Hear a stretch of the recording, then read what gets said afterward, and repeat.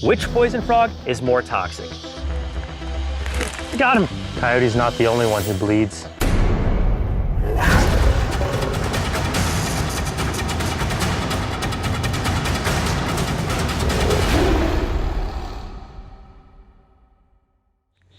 What's going on, everybody? I'm Mark Vins. Today we're back in Costa Rica for another special adventure brought to you by our friends at B&H Photo. And I'm particularly excited for today's adventure because we are looking for one of my all-time favorite land animals, the poison frog. And not just one poison frog, two poison frogs. The strawberry poison frog and my personal favorite, the green and black poison frog. And the reason I want to find and present these frogs to you today is because I want to talk about just how toxic and dangerous these frogs really are. And Mario is going to give a special demonstration on how we get those really cool macro shots of a small creature like a poison frog. But first things first, we have to find some.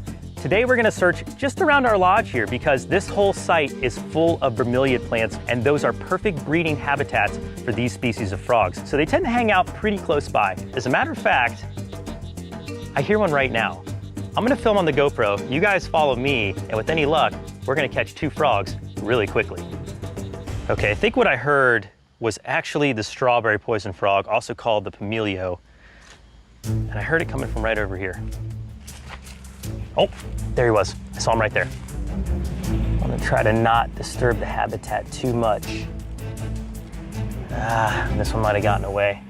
So the frogs do have burrows in these masses, and they have really great escape routes. They're particularly hard to catch too because they jump with a non-rhythmic motion, which means they don't really have any synchronization at all to the way they hop. That was our first miss, but we did see a strawberry poison frog there. Let's keep looking. We are in the right spot. So these frogs are terrestrial, so what we're looking for are low-hanging branches and leaves that they can find cover around, and that's typically where you find these poison frogs. Oh, got one, got one. There he is. Oh, I fell. Don't move, it's right here. I'm gonna let it work its way out. I'm gonna go for the grab. Ready? Got a shot? Got him. Woo! Ha-ha! All right. Ready for this? Here we go. Strawberry poison frog. We got one. All right, that's part 1 of 2 of today's adventure. Next up, the green and black poison frog, which is a little bit more difficult to catch than this one. So for now, let's get a container. Going to make a little micro habitat for this frog for a little bit. Some cover so it feels comfortable. There we go. All right, let's go find a green and black poison frog. All right, good news, bad news. The good news is we caught the first frog we were after today, the strawberry poison frog, and a really good one too. The bad news is we're in the rainforest, and that means sometimes it's gonna rain. And there is a rainstorm coming in right now, so we're gonna let this shower pass by. There is a little blessing in disguise. This moisture is probably gonna bring out some of the frogs we're looking for. So all we have to do is wait a little while, and then we'll be back at it trying to find the green and black poison frog. All right, taking a quick break.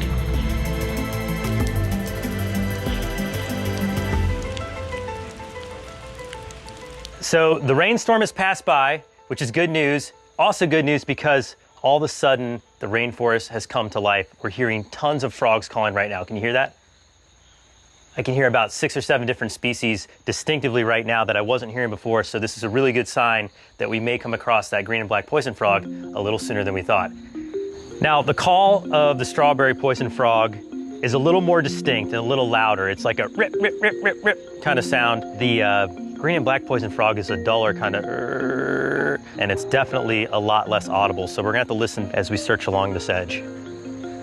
So unlike the strawberry poison frog, which I was able to sneak right up on and catch, the green and black poison frog is definitely more elusive and shy. So I'm gonna have to be looking a lot further ahead than the other species. I've actually never caught a green and black poison frog myself.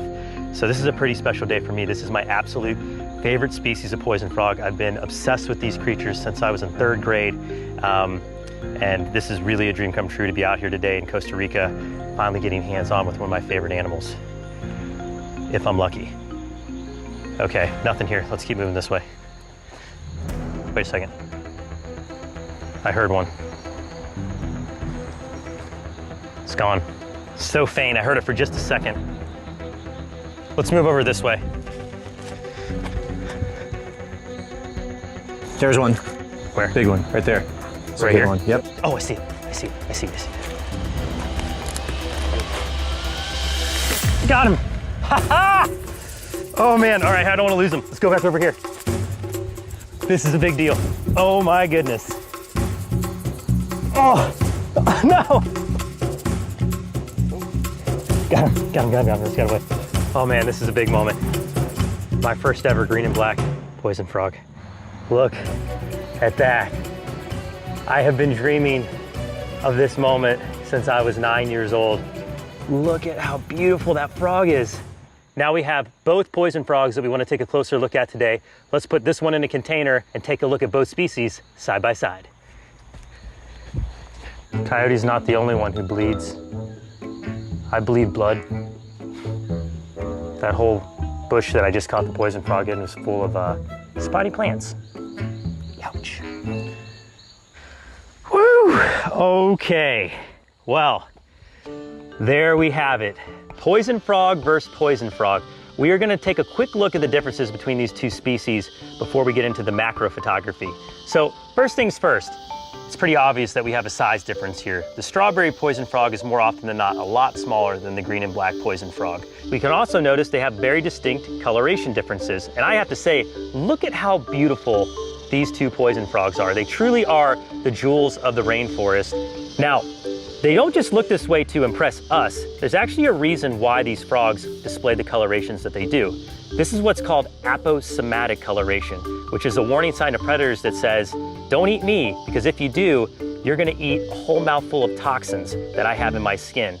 Now, we're gonna get to how toxic these two creatures are in just a minute, but before we do, let's talk about a couple other differences in behavior. So they parent in very different ways. The strawberry poison frog, which genus is Ophaga, which means egg eater, actually takes their tadpoles once they're hatched out of the egg, deposit them in a small reservoir of water. This can be in a bromeliad plant, this can be in an empty coconut husk, this can be in a hollowed out log.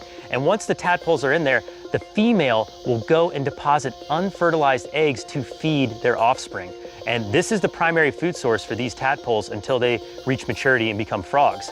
With the green and black poison frog, their parenting is a little bit different. The male will actually carry the tadpoles on its back to a water reservoir like a bromeliad or a hollowed out log, and they will deposit the tadpoles at different times. Now, because of this, the tadpoles have different stages of maturity, and while they are good parents, they're not the greatest brothers and sisters because these tadpoles unfortunately often cannibalize each other for resources because unlike the strawberry poison frog, which feeds on eggs from its parents, the green and black poison frog is completely reliant on its surroundings. So it's gonna eat other insect larvae, algae, and mites that might crawl around the surface. Time to answer the question you've all been waiting for. Let's talk about the toxicity of these two poison frogs. Which one is more toxic? The short answer is, it's pretty hard to tell. But for human beings, both of these species are considered, get this, non-threatening. And that's exactly why I'm able to hold both of these and present them for you here today. All I need to do after this presentation is wash my hands with soap and water, and I'm going to be just fine. Now, that being said, there are varieties of poison frogs in South America that are potentially dangerous and even deadly to human beings. And we're actually going to be going on a trip to Colombia later this year to try to find some of those. So while neither of these frogs are potentially threatening to human beings, they are both very toxic for their would-be predators. So I think we've taken a pretty good look at both of these little gems of the rainforest. And now it's time for Mario to step in and show us some of the cool tricks of the trade and how we get those awesome macro shots with some of our specialty lenses. Mario, you ready to step in? All right, let's do it. Okay, cool. Okay, so we had to make a quick move there because the sun started to come out. And believe it or not, despite being toxic, these frogs are actually very, very fragile. So for the well-being of the frog, we wanted to move to the shade. And that being said, Mario, how do we get these macro shots? We're going to be using this setup right here, which is the new Canon EOS R and our favorite lens, the macro 100mm Canon L series. So in order to get these really tight shots, a few things have to be in our favor: light and stability. So we like to use a nice sturdy tripod in order to get the stability we need in low light conditions. One of the reasons why we really love this 100 mil macro lens is because of its amazing image stabilization. A lot of times we may not have the most heavy duty tripod and we have to use lightweight gear. So that extra image stabilization is critical. So I'm gonna start recording. We've got this dual pixel autofocus, which means any little movement will actually be tracked. Now, unfortunately, there is some movement in just holding this animal. It is very hard to keep still. But as you can see, we're already achieving that really fine detail that macro photography actually will allow. So how am I doing? Am I staying steady enough for you? You're pretty steady, but I think we are done with this guy. Let's go ahead and move on to the green and black. Okay, cool. Now time for the all-star, my personal favorite, the green and black poison frog. Man, 9-year-old Mark would be very, very pleased with how today's going.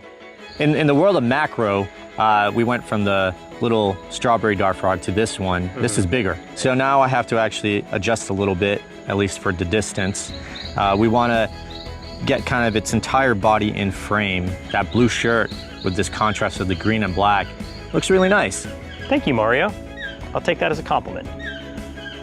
It's amazing you could actually see its respiration. Beautiful. So macro photography is definitely a team effort, especially in a situation like this where you have one person holding a specimen and one person getting the video. Great thing about these cameras, of course, is you could also get your still images from them. Okay, got both frogs back in hand. Mario, you ready to get the thumbnail? Yeah. And since this episode is a comparison of two of our favorite species of poison frog, we're gonna do a head-to-head comparison for the thumbnail. Let's get a green background. Man, what an awesome day. Catching a strawberry poison frog is always a great day, but I have to say for myself, finding and catching my very first green and black poison frog was truly a special moment. So thank you for being here, Mario. That was Congratulations. Awesome. Thank you. And I do want to say a special thank you to B&H Photo for sponsoring this adventure. And here's some good news. They put together some awesome gear and deal packages just for our audience. So if you go to www.bhphoto.com/brave right now, you can take advantage of those deal offerings and get outside and make videos like we do. Yeah, and don't forget, subscribe and hit the notification bell so you can join us on our next adventure. All right, starting to rain. Better wrap it up. Let's get out of here. Yeah. I'm Mario Aldecoa. I'm Mark Vins. Be brave. Stay wild. We'll see you on the next adventure. All right, let's let him go. Thanks for hanging out.